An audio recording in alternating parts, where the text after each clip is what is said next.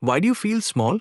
You, who are infinite consciousness, why do you live as though you are this body, this name, this limited person? Ṛṣi Vasiṣṭha answers this directly. I shall now tell you how the jiva, the living soul, came to dwell in this body.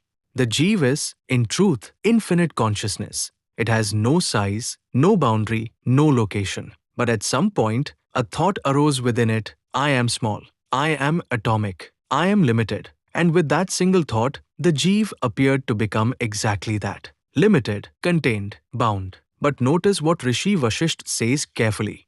It only apparently became so. Nothing actually changed in the nature of the jiva. What changed was the imagination. And that imagination was false.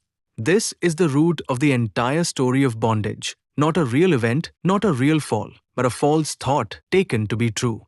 Ṛṣi Vasiṣṭha gives us an analogy. Even as a man may dream that he has died and that he now inhabits another body, so too the jiva, whose true nature is an extremely subtle body of pure consciousness, begins to identify itself with grossness. And in identifying with it, it becomes gross. This is not a physical process. No material transformation has taken place. The jiva has not actually entered a body the way water enters a vessel. What has happened is subtler and more dangerous. It has begun to think of itself as gross, as physical, as this particular body, in this particular place, with this particular name. And from that identification, the entire architecture of ordinary human experience is built. Then Ṛṣi Vasiṣṭha gives a second analogy.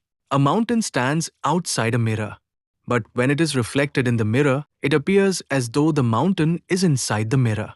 The mirror has not become a mountain. The mountain has not entered the mirror, and yet there it is, appearing to be within. In the same way, the jiva reflects the external world, its objects, its activities, its movements, and begins to think, all of this is within me. I am the one doing these actions. I am the one having these experiences.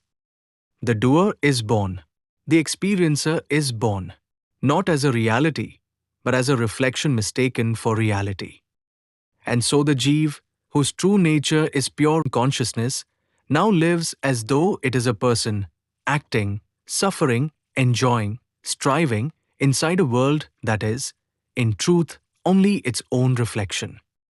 The jiva is now caught in its own reflection. And from that entanglement, a body is built, a world is built, a life is built. How does this happen? We will see in the next part.